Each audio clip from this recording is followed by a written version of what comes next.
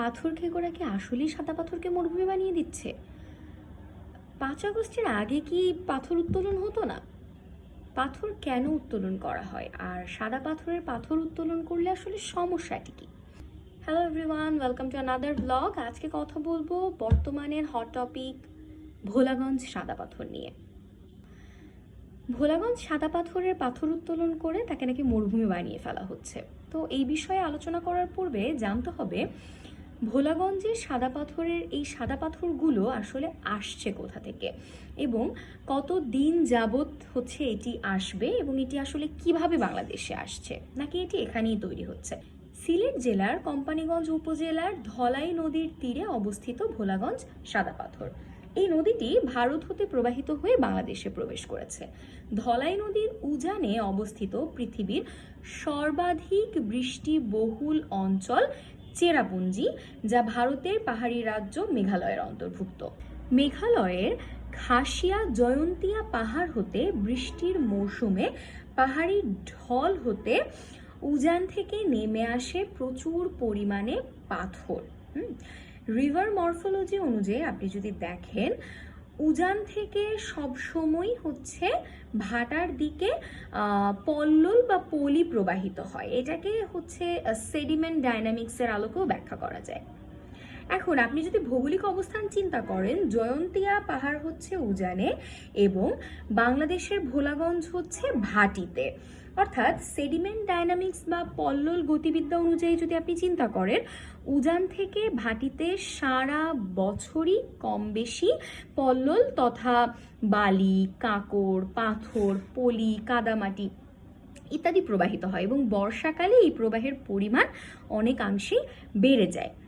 এখন এই পর্যায়ে আপনাকে বুঝতে হবে যে এই যে ভোলাগঞ্জ সাদা পাথরের পাথরগুলো, এগুলো আসলে বাংলাদেশে তৈরি হচ্ছে না, বরঞ্চ মেঘালয়ের এই পাহাড়ি অঞ্চল থেকে উজানের সাথে প্রবাহিত হয়ে বাংলাদেশে আসছে এবং বহু বছর ধরে আসছে।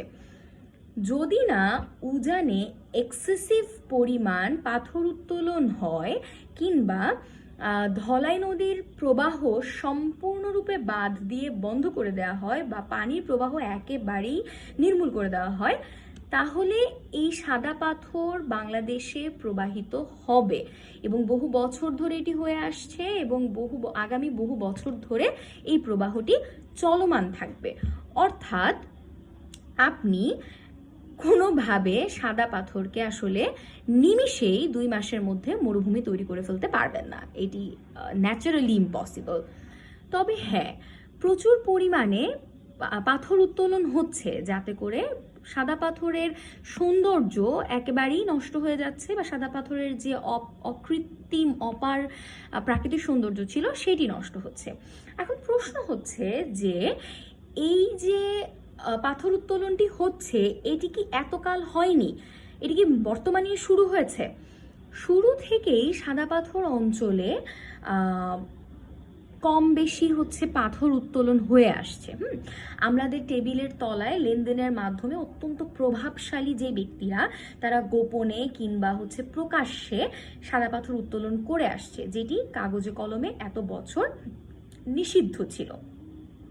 এখন সমস্যাটা যেটা হয়েছে যে সরকার পতনের আগে এটি আসলে লিমিটেড পর্যায়ে ছিল, অর্থাৎ অত্যন্ত প্রভাবশালী কিংবা রাজনৈতিক ক্ষমতাশীল ব্যক্তিবর্গ তারা হচ্ছে এই পাথর উত্তোলনগুলো করে আসছে।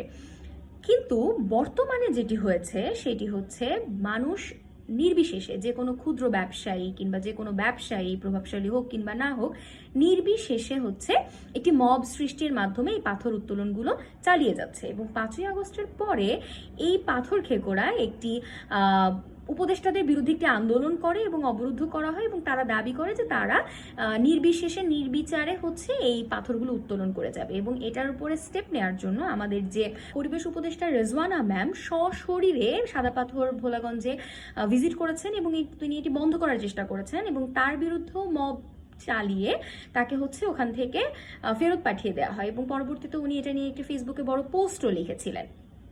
এখন সমস্যা যেটা হয়েছে, যেটা আমি আগেও বলেছি, যে পূর্বে এই পাথর উত্তোলনটি ছিল সীমিত পরিসরে, কিন্তু বর্তমানে এই পাথর উত্তোলনটির পরিমাণ অতিরিক্ত পরিমাণে বেড়ে গিয়েছে। এখন এই পর্যায়ে প্রশ্ন হচ্ছে যে পাথর আসলে কেন উত্তোলন করা হয়, পাথরের আসলে কি প্রয়োজন? বর্তমানে দেশে বার্ষিক পাথরের চাহিদা হচ্ছে 2,16,00,000 টন। এর মধ্যে শুধু পূর্বাঞ্চলের রেলপথে প্রতি বছর 1 কোটি সিএফটি পাথর হচ্ছে প্রয়োজন হয়। এছাড়া নদী শাসন কিংবা সরকারি উন্নয়নমূলক কাজগুলোতে হচ্ছে পাথরের প্রয়োজন পড়ে, যার সিংহভাগই আসে আমদানির মাধ্যমে। অর্থাৎ এগুলো আমদানি করা হয় ভারত, ভুটান, ভিয়েতনাম, ইন্দোনেশিয়া, সংযুক্ত আরব আমিরাত, থাইল্যান্ড ইত্যাদি জায়গা থেকে, এবং শুল্ক সহ গড়ে খরচ পড়ে প্রতি 1 টন পাথরের জন্য 3,200 টাকার মতন। এখন মজার ব্যাপার হচ্ছে, আপনি হয়তো জানেন না যে দেশের আমাদের নিজস্ব একটি উৎপাদনশীল পাথরের খনি রয়েছে, যেটা পার্বতীপুরের মধ্যপাড়ায় অবস্থিত, যেখানে বর্তমানে মজুদ আছে 12,20,000 মেট্রিক টন পাথর। এই খনির উৎপাদিত পাথরের অন্যতম ক্রেতা হওয়ার কথা ছিল বাংলাদেশ রেলওয়ে এবং পানি উন্নয়ন বোর্ড, কিন্তু সরকারি 2 প্রতিষ্ঠানের কেউই এই পাথরগুলো আসলে ব্যবহার করে না, ক্রয় করে না, তারা আমদানি করতে থাকে। সরকারের দরপত্র নির্দেশনা অনুযায়ী হচ্ছে লেখাই আছে যে আপনাকে ওদের এই খনি থেকে পাথর কিনতে হবে, কিন্তু সেটা আসলে মানা হচ্ছে না। এতে করে সরকার হারাচ্ছে লাখ লাখ টাকার রাজস্ব এবং খনি কর্তৃপক্ষ 30 কোটি টাকা ঋণের মুখে পড়ে আছে এবং উৎপাদন বন্ধ হয়ে আছে। লক্ষ্য করুন, এই যে উৎপাদনশীল ক্ষমতা থাকা সত্ত্বেও বা উৎপাদনশীলতা থাকা সত্ত্বেও আমরা আমদানিমুখী হচ্ছি, এটি আসলে একটি বিরাট চক্র। এখানে একটি কোয়েশ্চেন মার্ক আছে। আবার এই যে সাদা পাথরের পাথর উত্তোলন করা হয়, লক্ষ্য করুন, আপনি সাদা পাথর এলাকায় যদি যান, ওখানকার হচ্ছে মানুষজনের জীবিকাই হচ্ছে এই পাথর নিয়ে। তো পাথর উত্তোলনটা আসলে লোকাল মানুষদের জন্য একটি কমন জীবিকা, এবং সাদা পাথরের চমৎকার পাথর দিয়ে তৈরি হয় গয়না, বিভিন্ন ধরনের শোপিস, কিংবা হচ্ছে আপনার লাক্সারিয়াস বিল্ডিংগুলোর হচ্ছে রূপসজ্জার কাজে ব্যবহার করা হয়। এই পাথর উত্তোলন আপনি আসলে জীবিকার তাগিদে লোকাল যে মানুষজন রয়েছে তারা এই পাথর উত্তোলনগুলো করে থাকে, এবং তারা এটা করে থাকবে।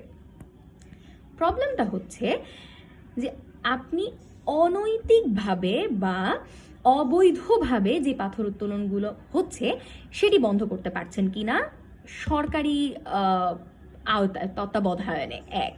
দ্বিতীয়ত, এই যে পাথর উৎপাদন ক্ষমতা থাকা সত্ত্বেও আমরা আসলে আমদানি কেন করছি, এবং এই আমদানিটা বন্ধ করা যাচ্ছে কিনা বা বন্ধ করা যাবে কিনা, এইটা নিয়ে কোনো পদক্ষেপ সরকার নিচ্ছে কিনা। 2 নম্বর প্রশ্ন।